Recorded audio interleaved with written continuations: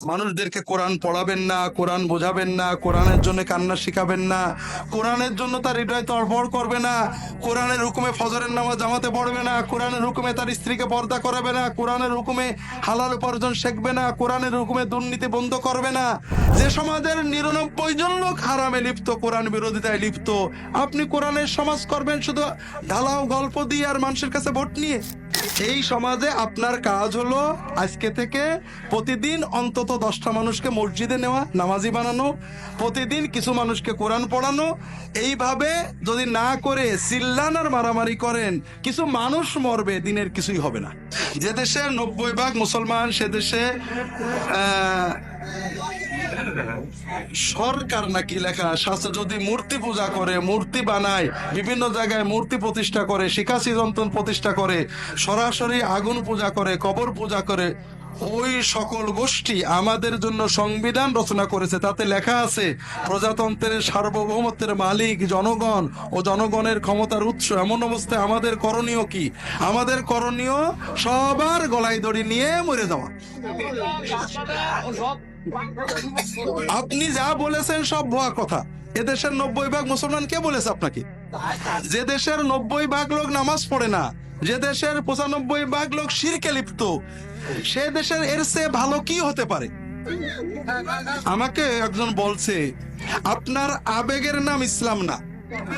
এই সমাজে আপনার কাজ হলো আজকে থেকে প্রতিদিন অন্তত 10টা মানুষকে মসজিদে নেওয়া, নামাজি বানানো, প্রতিদিন কিছু মানুষকে কোরআন পড়ানো। এইভাবে যদি না করে চিল্লান আর মারামারি করেন, কিছু মানুষ মরবে, দিনের কিছুই হবে না। বিষয়টা হলো ভাইরা, আমাদের সমাজের একদিন মিনাতে হজের সময় একজন বলছে, ভালো আলেম, যে সমাজ থেকে কোরআন উঠে গেল, কোরআনের সমাজ আর হলো না। আমি বললাম কোরআনের সমাজ হবে কি?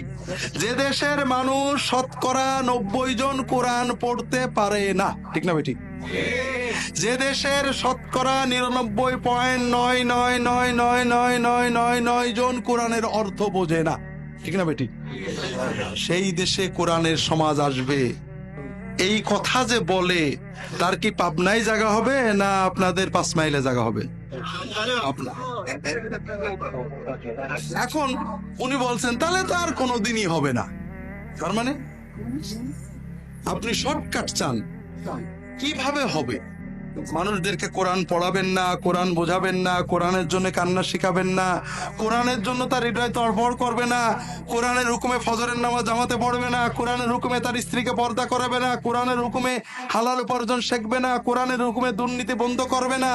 যে সমাজের 99 জন লোক হারামে লিপ্ত, কোরআন বিরোধিতায় লিপ্ত, আপনি কোরআনের সমাজ করবেন শুধু ঢালাও গল্প দিয়ে আর মানুষের কাছে ভোট নিয়ে?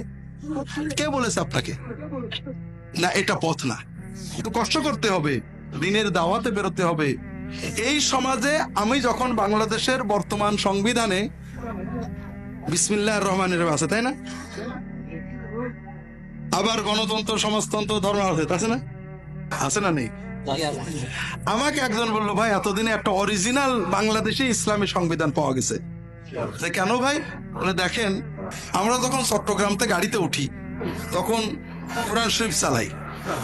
দেখছেন, প্রথমে উঠেই কি চালাই? কোরআন শরীফ চালাবে, সূরা ইয়াসিন চালাবে। কেউ যদি বিরোধিতা করে গাড়িতে নামাই দেবে। এরপরে গান চালাই। কেউ যদি বলে গান বন্ধ করো, 10 জন উঠে দাঁড়াবে, এই চালাও। এইটা হলো বাংলাদেশের ইসলাম।